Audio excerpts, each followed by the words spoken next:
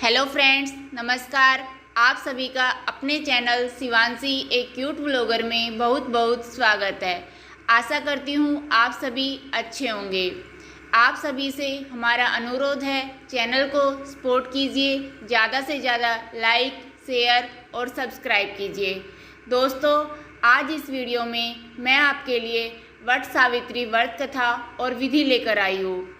दोस्तों, वट सावित्री व्रत को बेहद प्रभावशाली व्रत माना जाता है।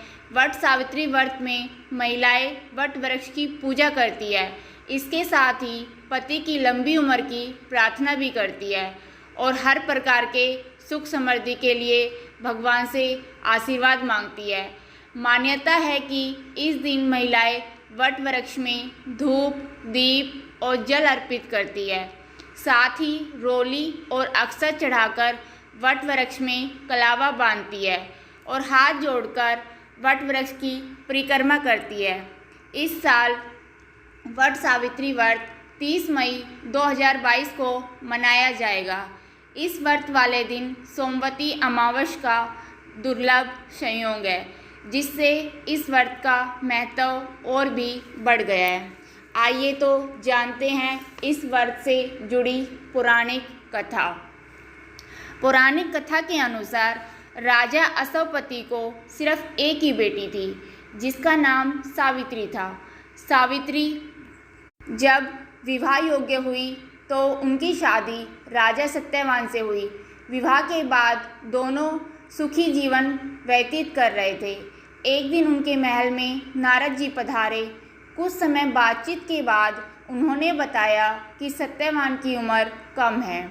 इस हृदय विदारक अशुभ समाचार को सुनकर भी सावित्री हिम्मत नहीं हारी और सत्यवान के साथ भगवान की उपासना करने लगी। वह महलों का सुख त्याग कर जंगल में रहने लगी। साथ ही पति की सेवा करते हुए अपना जीवन बिताने लगी। इस क्रम में एक दिन सत्यवान जंगल में बेहोश हो गई।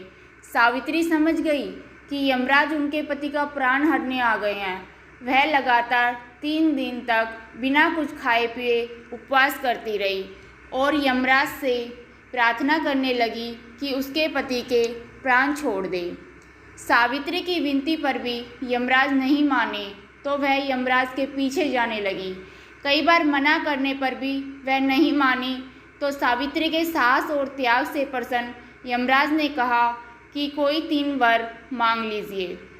इसके बाद सावित्री ने पहला वरदान मांगा कि सत्यवान के माता पिता की आंखों की रोशनी वापस मिल जाए। दूसरे वरदान के तौर पर सत्यवान का खोया हुआ साम्राज्य मिल जाए और तीसरे वरदान में उसने अपने लिए 100 पुत्रों का आशीर्वाद मांगा। यमराज ने बिना विचारे प्रसन्न होकर तथास्तु बोल दिया। वचनबद्ध यमराज आगे बढ़ने लगे। सावित्री ने कहा, प्रभु, मैं एक पतिव्रता पत्नी हूँ और आपने मुझे पुत्रवती होने का आशीर्वाद दिया है। यह सुनकर यमराज को सत्यवान के प्राण छोड़ने पड़े। सावित्री उसी वट वृक्ष के पास आ गई जहाँ उसने अपने मृत पति का शरीर छोड़ के गई थी। सत्यवान जी जीवित हो गए। माता पिता की दिव्य ज्योति प्राप्त हो गई और उनका राज्य भी वापस मिल गया।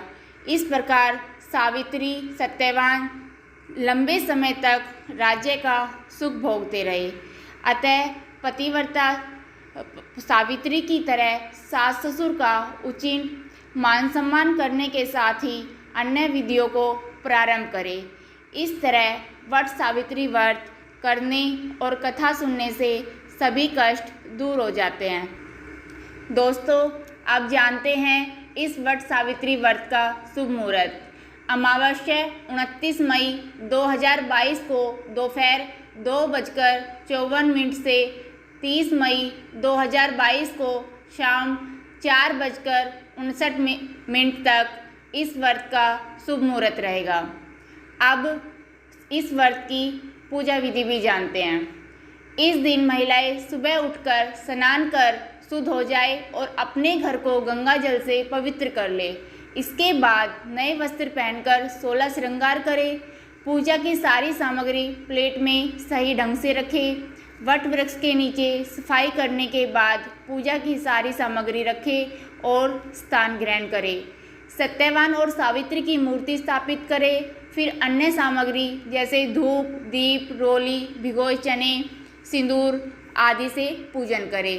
लाल कपड़ा अर्पित करें और फल समर्पित करें। बांस के पंखे से सावित्री और सत्यवान को हवा करें और बरगद का पत्ता अपने बालों में लगाएं। अब कलावे को वृक्ष के चारों ओर लपेटते हुए जितना संभव हो 5, 11, 21, 51 परिक्रमा करें। अंत में कथा पढ़ें।